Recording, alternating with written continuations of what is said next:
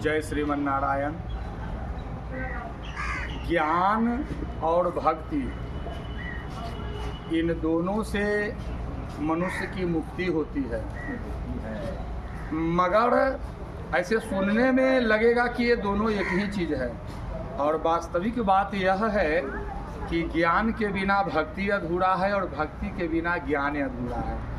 अर्थात जैसे एक पैसे या रुपए के सिक्के में दो पहलू होते हैं, एक हेड होता है और एक टेल होता है, उसी तरह से मानव जीवन में ये दो चीज़ें अध्यात्म के लिए बताई गई है, एक ज्ञान और एक भक्ति। आइए थोड़ा इस पर प्रकाश डालते हैं। ज्ञान और भक्ति, जैसा कि हमने अभी बताया, यह दोनों मनुष्य को मोक्ष का द्वार खोलता है, मोक्ष तक ले जाता है।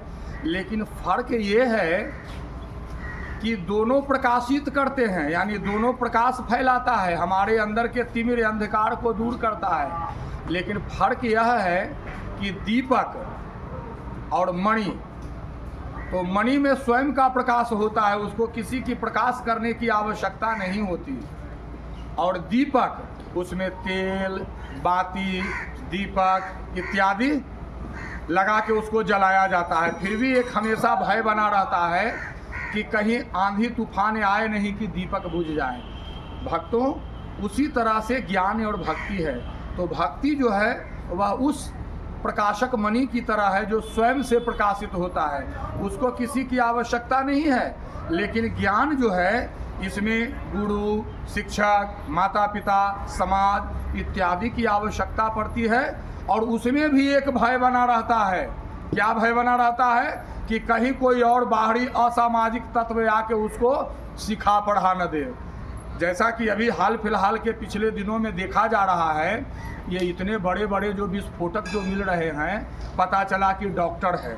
अब ये बताओ, कोई MBBS है, कोई कार्डियोलॉजिस्ट है, कोई न्यूरोलॉजिस्ट है, ये सब पढ़े पढ़े जो हैं, इन लोगों का ब्रेन वॉश कर दिया। कौन? एक तीसरी कक्षा का पढ़ने वाला, तीसरी कक्षा तक पढ़ा हुआ मौलाना, जो कश्मीर, जम्मू कश्मीर का है। अब सोच कर देखिए, तो हमें ये दीपक वाले ज्ञान की आवश्यकता नहीं है, हमें मणि वाला ज्ञान जो देता है, मणि वाला ज्ञान अर्थात भक्ति, उसकी आवश्यकता है। भक्ति कैसे की जाती है, कैसे करनी चाहिए, हमने अपनी पिछली कई वीडियो में बताया है। आप उसे देखें और समझें और अपने जीवन में उतारने का प्रयास करें। मिलते हैं एक अगले अंक में, तब तक के लिए जय भोलेनाथ।